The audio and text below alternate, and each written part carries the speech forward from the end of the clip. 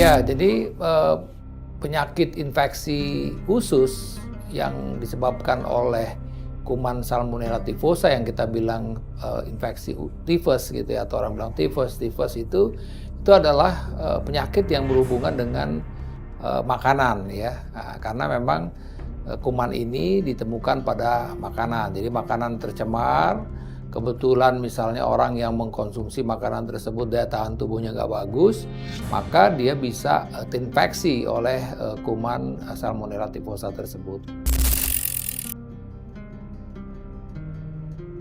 Sama seperti infeksi bakteri umumnya, gejala yang utama itu adalah gejala demam ya. Tifus ini biasanya demam tinggi terutama pada malam hari.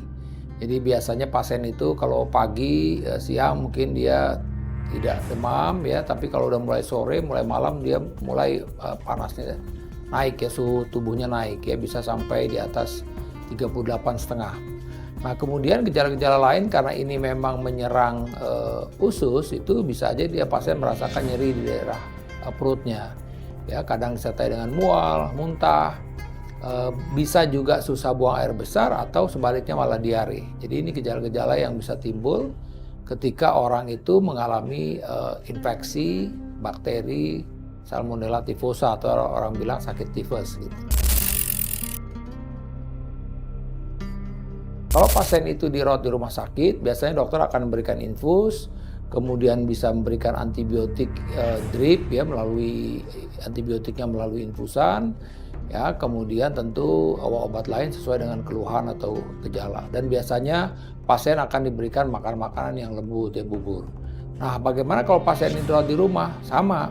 Prinsipnya ketika dia dirawat di rumah, maka pasien ini pun juga harus mengkonsumsi ya makanan-makanan yang lembut. Ya, dietnya kembali lagi dengan bubur. Ya, atau mungkin dengan makanan-makanan yang berkuah seperti sop misalnya.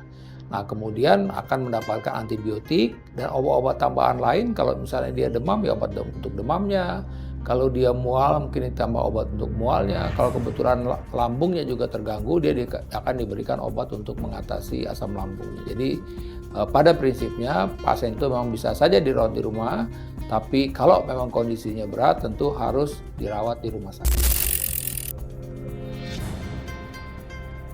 Ya, secara umum tadi ketika dokter sudah menegakkan diagnosis bahwa pasien tersebut mengalami tifus, maka hal yang harus diperhatikan ketika ditegakkan tifus adalah bahwa dia harus merubah bentuk makanannya tadi ya. Jadi dia usahakan untuk makan yang bubur. Kemudian menghindari makanan-makanan yang terlalu asam dan pedas karena dia bisa menginjus terjadinya diare. Kemudian juga sebaiknya tetap mengkonsumsi protein ya, baik itu dari putih telur, tahu tempe, atau misalnya ikan atau ayam misalnya seperti itu, dan menghindari makanan-makanan yang terlalu banyak lemaknya. Nah, karena sekali lagi ini kan problemnya terjadinya di usus, infeksi usus. Oleh karena dia harus pandai-pandai dalam memilih makanan yang dikonsumsi. Seperti yang saya sebutkan tadi, bahwa pasien dengan tifus ini, kenapa dia terinfeksi itu karena berhubungan dengan makan. Nah, yang oleh karena itulah maka dia harus memperhatikan kualitas makanannya. Hal yang simpel, harusnya juga dia mencuci tangan yang bersih dengan sabun ketika dia akan makan. Kemudian juga minumnya juga mesti diperhatikan. Minumnya juga sebaiknya jangan terkontaminasi.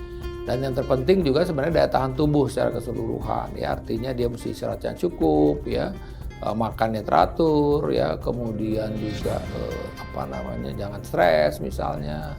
Nah, ini hal-hal yang membuat daya tahan tubuhnya baik sehingga dia juga bisa terhindar dari infeksi-infeksi termasuk juga infeksi tifus ini.